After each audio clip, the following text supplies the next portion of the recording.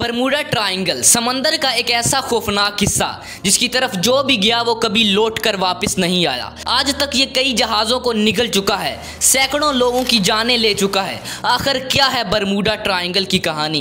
क्या ये सच में इतना ज़्यादा खौफनाक है? क्या ये सच में इतना ज़्यादा ख़तरनाक है कि जो भी इसकी तरफ जाता है वो कभी लौट कर वापस नहीं आता, या सिर्फ इसके बारे में यूं ही कहानियाँ मशहूर की गई हैं? आज हम जानेंगे बरमूडा ट्रायंगल में पेश आने वाले एक ऐसे हादसे के बारे में जिसने लोगों के दिलों को दहला के रख दिया।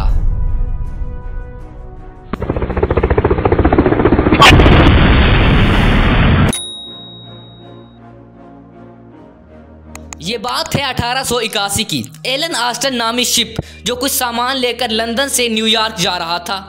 ये बहुत बड़ी शिप थी। जब ये जहाज सरगास्को सी के इलाके से गुजरी, ये एरिया बरमूडा ट्रायंगल के काफ़ी करीब है। इस जगह कैप्टन को एक और शिप दिखाई दी। जानने पर पता चला कि ये शिप बिल्कुल खाली है, इसमें कोई आदमी नहीं है। कैप्टन ने सोचा कि क्यों ना इस शिप को साथ ले जाया जाए और इसे बेचकर खूब पैसा कमाया जाए। तो कैप्टन ने अपने 4 सबसे होशियार सिपाहियों को इस शिप के अंदर भेजा।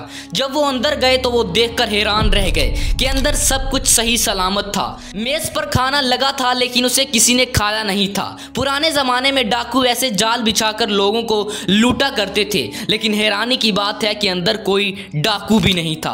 फिर वो लोग उस जगह गए जहां कैप्टन बैठता है। वहां कैप्टन नहीं था। वहां सब कुछ ठीक था, सारी की सारी चीजें मौजूद थीं सिवाय 2 चीजों के। एक थी कैप्टन की लॉग बुक। उस बुक में सारी डिटेल लिखी होती है कि ये शिप कहां से आ रही है और ये शिप कहां जाएगी। और दूसरी चीज थी कैप्टन की नेम प्लेट, यानी कैप्टन का नाम क्या था। पहले इन्हें थोड़ा डर लगा लेकिन उनके अंदर लालच थी, इसीलिए उन्होंने फैसला किया कि वो इस शिप को अपने साथ ले जाएंगे।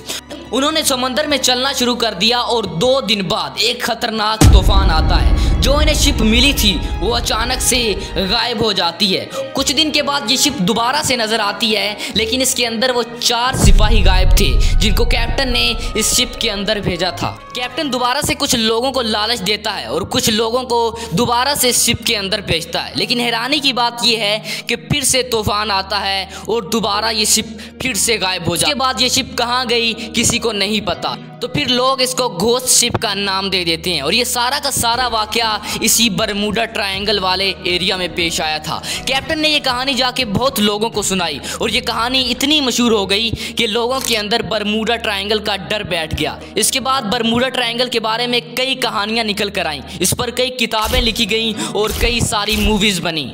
लेकिन ये कहानी जो मैंने अभी आपको सुनाई ये कैसे मशहूर हुई इसका कोई पता नहीं, और ना ही इसका जिक्र किसी पुरानी किताब से मिलता है। ये कहानी यूं ही घड़ी घड़ाई कहानी है। बरमूडा ट्रायंगल के इस इलाके में बहुत सारे ऐसे वाक़े भी हुए जो सच्चे थे, बड़े हादसात हुए, और इन सब की एक ही वजह है कि ट्रैफिक का बहुत ज़्यादा होना। इस तस्वीर को देखिए ज़रा, यहाँ हर रोज़ कितने जहाज़ गुजरते हैं, इस एरिया से हर रोज़ कितनी शिप्स निकलती हैं। इतनी ज़्यादा ट्रैफिक होगी तो एक्सीडेंट तो ऑफकोर्स होंगे। आज के दौर में GPS सिस्टम है और वहीं रेडार सिस्टम है, सोनार सिस्टम है, लेकिन आज से 100-200 साल पहले ऐसी कोई टेक्नोलॉजी नहीं थी। इस दौर में कई हादसे होते थे, कई बार शिप्स आपस में टकरा जाती थी या फिर तूफान की वजह से डूब जाती थी और लोग समझते थे कि बरमूडा ट्रायंगल इन्हें निगल गया।